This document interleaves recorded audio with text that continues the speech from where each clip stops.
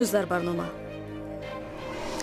ای سوربون سرخوش نران بعد از سخت‌تر شدن مجازات برای راننده‌های سرخوش ناظران راه 700 نفر را در چنین حالت بازداشت کردند. درآمد بیشتر شده است. مقامات تاجیک میگویند امسال انتقال پول مهاجران تاجیک به وطن 18% افزایش یافت. و دختر هم انسان است یا چرا در خانواده‌های سنتی آسیای مرکزی دختر با پسر حقوق برابر ندارد؟ دخترانم برایش آدم نبودند، ولی وقتی پسر تولد شد خواست آشتی کند، ولی دختران هم انسانند. بازرسی دولتی автомобили توجیکستان طول 2 ماه در راه‌های کشور حدود 700 راننده را در حالت مستی بازداشت کرده است. ماه سپتامبر امسال پارلمان توجیکستان جزا را برای رانندگان سرخوش سخت‌تر کرد.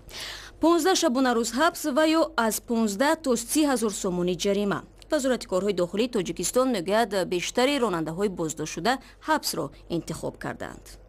بعد تغییر الهه‌های نوآوری شدن به کودکس حقوق بیانکنی ماموری مجازات سر حقوق بیانکنی‌هایی که در حالت مستی صادر میشوند از طرف رانندگان که پس چمبر رول با در حالت مستی نشستند و به حجت رانندگی مجازات وزین پیش بینی شده است و از همه رانندگان گزارش می‌شود که سر این اندیشه کردند و در حالت مستی و به حجت رانندگی سر چمبر رول ننشینند. مقامات رانندگی با صورت بلند و مست نشستن رانندگان پشت چمبر ماشین را عامل صدمه‌ها در کشور می‌دانند. طبق اطلاع رسمی تا ماه ایول امسال در راه‌های تاجیکستان بیش از 700 صدمه نقلیاتی رخ داده است که در آن بیش از 230 نفر هلاک شده 800 کسی دیگر جراحت برداشتند. گروهی به نام دولت اسلامی مسئولیت حمله روز 31 اکتبر در نیویورک را بر عهده گرفت. خبرگزاری ریترز از قبل هفته‌نامه الانبا که وابسته این گروه تروریستی است نوشته است راننده ماشین سرباز خلافت بود. سیف الله سیفی 29 ساله که شهروند ازبکستان است 3 روز پیش با ماشین کرایه بر روی راهگذران راند و 8 نفر را کشته و 11 تن دیگر را مجروح کرد. مقامات پلیس میگویند سیفوف مخصوص روز هالووین را انتخاب کرد چون فکر میکرد میتواند شماره زیادی شهروندان را بکشد. این حمله در شرایطی انجام شد که تحلیلگران میگویند گروه‌های افراطی و جنگجویان از آسیای مرکزی به ویژه ازبکستان هرچی بیشتر به یک منبع خطر در کشورهای خارجی تبدیل میشوند. با این سوال طاهری سفر به یوزف لنگ تحلیلگر از مرکز مطالعات شرق در لهستان مراجعت کرد.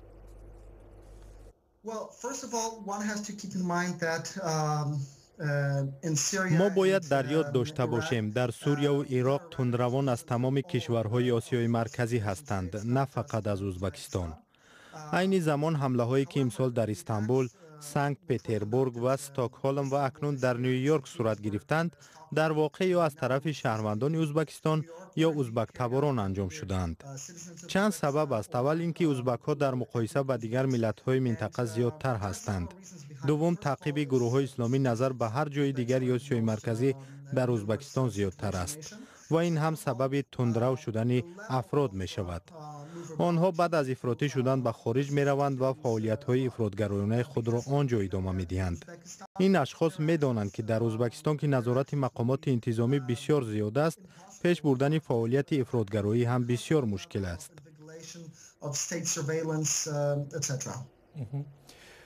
بعضی جوانان از آسیای مرکزی به غرب میآیند و میگویند حقوق مذهبی آنها زیر پا می شود، از امکانات اقتصادی محرومند. سبب چیست که در غرب میمانند، بهره‌مند از حقوق هستند و به خصوص حقوق مذهبی و سپس به این گونه جنایت ها دست میزنند؟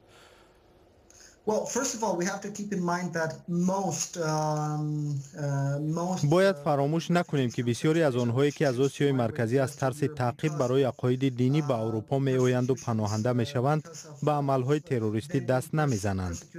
افرادی که بسیار افراطی شدند و می خواهند فعالیت های تروریستی انجام دهند اکثرا به سوریه و عراق رفتند.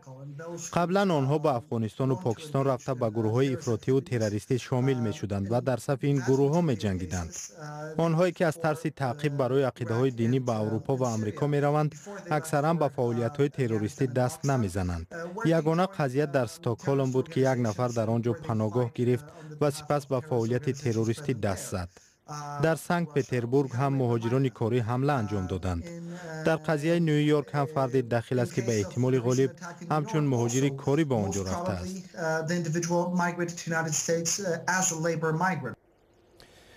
آیا چنین حمله ها می توانند سبب آن شوند که کشورهای غربی و از جمله آمریکا از این بعد در قبول مهاجران از آسیای مرکزی احتیاط کار باشند و از قبول آنها پرهیز کنند یا حداقل کمتر کنند؟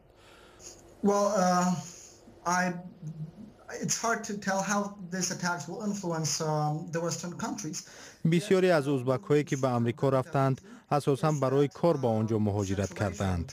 ولی چنین حمله ها بیانگر آن است که تندروان آسیای مرکزی به طور افزاینده به جهاد گلوبالی همراه می شوند. مرکزی جهاد گلوبالی تا حال کشورهای عربی بودند، اما به این جهاد نه گروه های تروریستی از آسیای مرکزی به مثل حرکت اسلامی ازبکستان یا گروه های جهادی تأسیس داده افراطیان آسیای مرکزی در عراق، بلکه افراد علاهیده و یا به اصطلاح گروگان تنها همراه شدند.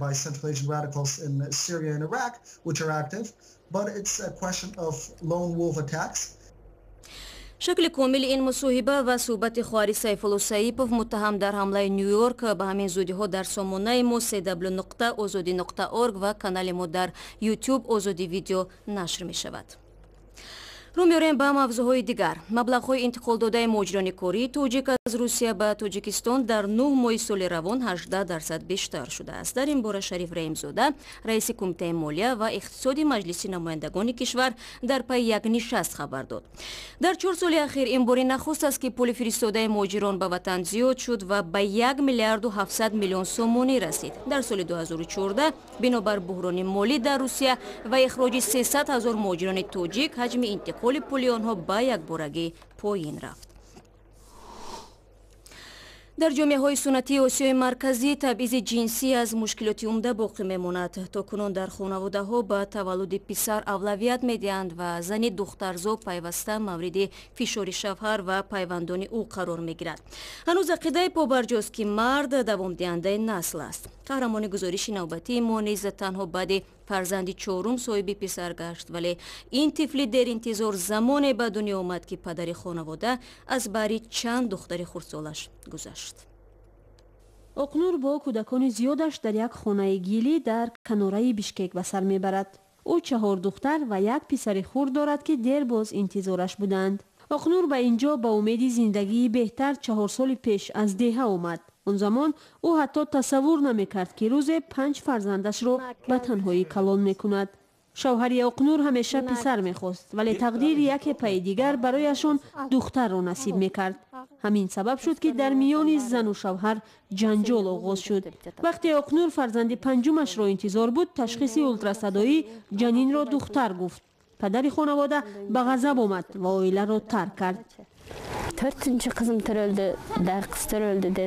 همه دوستان مرا طعنه میکردند که پسر ندارم. در این باره زیاد میگفتند. بعد تولد دختر چهارمم میگفتند انا باز یک دختر دیگر. او هر روز می نوشید. دخترانم را آدم حساب نمیکرد. میگفت که آنها نباید در اینجا باشند. برای من شنیدن این حرفا خیلی سخت بود. نمیخواستم زندگی کنم. اقنور از شوهرش جدا شد. دادگاه شوهرش را موظف کرد که هر ماه 6,000 سوم الیمنت پرداخت کند. اما یا با امر تقدیر بود و یا اشتباهی تشخیص پزشکان که طفل پنجم اقنور پسر به دنیا آمد. شوهر سابق با شنیدن این خبر خواست به عائله برگردد. او آمد ولی من دیگر نخواستم همراهش زندگی کنم. دخترانم برایش آدم نبودند. ولی وقتی پسر تولد شد خواست آشتی کند. ولی دختران هم انسانند. در عائله های قرقیزستان اکثرا به تولد پسر ترجیح می دهند. به توجهی خانواده ها به دختران در کشورهای دیگر از جمله جامعه سنتی تاجیکستان نیز مشاهده می شود. معمولا در عائله ها برای رشد دختران کوشش نمی کنند. برای پسران باشد برعکس تمام شرایط مهیا کرده می شود. شروع از بازیچه بهترین تا معلومات عالی خوب. چنین مناسبت تمغه‌گذاری را به وجود می آورد که دختران تنها رسالت خود را در عائله و خانه می بینند. دو دختری بزرگی اقنور در مکتب تحصیل میکنند. آنها زندگی قشاقانه دارند و نمیتوانند برای خود چیزی بیشتری را اجازت بدهند. اقنور جای کار نمیکند، در حالی که باید مبلغ خانه را پرداخت کند. برایش والدین که بازنشستند کمک میرسانند. من بازار روزگارم را پیش میبرم. کودکان خردی لباسهای کلانی ها را میپوشند. از پول یک نفقه تنها به یک نفرش لباس میخرم و در یک نفقه بعدی به دومش. هر وقتی که برای پرداخت پول خانه مبلغ نمییابم، صاحب خانه مشکلم را درک میکند. تحلیلگران میگویند مادران تنها در قرقیزستان اکثرا از نبود دستگیری اذیت میکشند. محض با همین سبب برخی از آنها مجبور میشوند از اقدامهای دیگر کار بگیرند.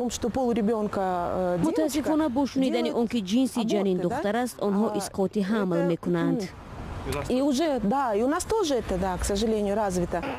متخصصان هشدار می‌دهند که حالا فرصت رسیده است که باید مشکلات خانوادگی اقنور و همین گونه از صدها مادران تنها در قرقیزستان را همچون مشکلات حکومتی بررسی و حل کرد.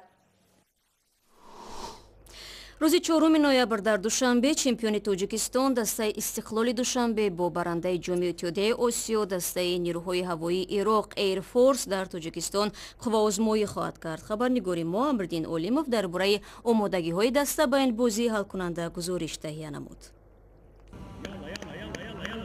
تیم ایر فورس عراق برای شرکت در بازی نهایی جام کنفدراسیای فوتبال آسیا 2017 به دوشنبه آمد.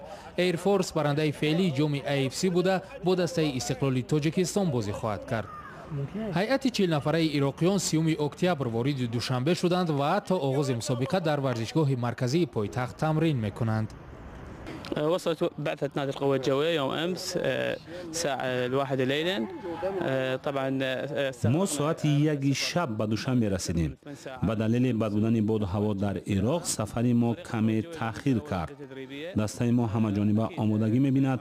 ما باوری داریم که جام کنفدراسیای فوتبال آسیا را این سال هم به دست می‌آوریم. للنسخة الثانية من بطولة كأس الاتحاد الآسيوي. سال گذشته ایر فورس در بازی نهایی بنگلوروی هندوستان را با حساب 1-0 شکست داد.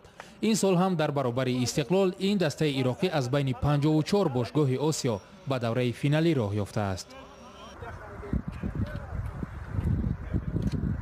دسته میزبان استقلال تاجیکستان تمرینش را در مکان برگزاری بازی ورزشگاه مرکزی حصار ادامه می‌دهد. دستپروران محسن محمدیوف با رجای مخصوص به این بازی مهم آمادگی می‌بینند. استقلال سال 2015 در بازی نهایی جام AFC که 31 اکتبر در ورزشگاه مرکزی دوشنبه دایر شد از دسته جوهر دارالتعظیم مالزیا با حساب 0-1 شکست خورد. مسئولین دسته میگویند در این بازی تلاششان تنها برای غلبه است. توزیر کارو با انجام رسانده شده در جریان برگزاری بازی نهایی یگان مشکلات نیست، کارو هر روز دوام. ما یک دفعه سال 2015 در بازی نهایی مغلوب شده بودیم و این دفعه حرکت میکنیم که قصور این باخت رو براریم و تمام مردم تاجیکستان رو خرسند آوریم. بازی نهایی جام AFC 2017 میان دسته‌های استقلال دوشنبه قهرمان 6 کرته تاجیکستان و ایر فورس عراق برنده جام AFC 2016 روز شنبه 4 نوامبر در ورزشگاه مرکزی شهر حصار ساعت 17 شروع می شود. نرخ بلیت این بازی به منبر اساسی 20 سومونی و به منبرهای دیگر 10 سومونی مقرر شده است. مبلغ جوایز بازی نهایی جام AFC 2017 مسابقه از روی ماهیت دوم باشگاهی آسیا 1.5 میلیون دلار آمریکایی را تشکیل می‌دهد. به دسته غالب جایزه مالی به مبلغ 1 میلیون دلار و به فینالیست 500,000 دلار سپرده می‌شود. و یک مهاجر کوری توجیک از شهر براسکی ولایت ایرکوتسک روسیه به رادیو زودی ویدیو یک اختراع گروهی از ساکنان نویه رشت را فرستاد که کاری پختن پلاو را بسیار آسان میکند. ویدیوی دستگاه ساده ریزه کردن سبزی را گزرعلی اشخانوف 20 روز به نوار گرفته است و در آن با جزئیات کاری اختراعاتشان را نشان میدهد. این چند خبر و گزارش مهمی بود که میخواستیم با شما در میان بگذاریم. خبرها و ویدیوهای بیشتر رو در وبسایت ما www.azadi.org میتونید پیدا کنید. همچنین در صفحه های ویژه ما در یوتیوب و شبکه‌های اجتماعی میتونید پیگیری نمایید. تشکر برای همراهی. برایتان استراحت خوب و خدا نگهدار.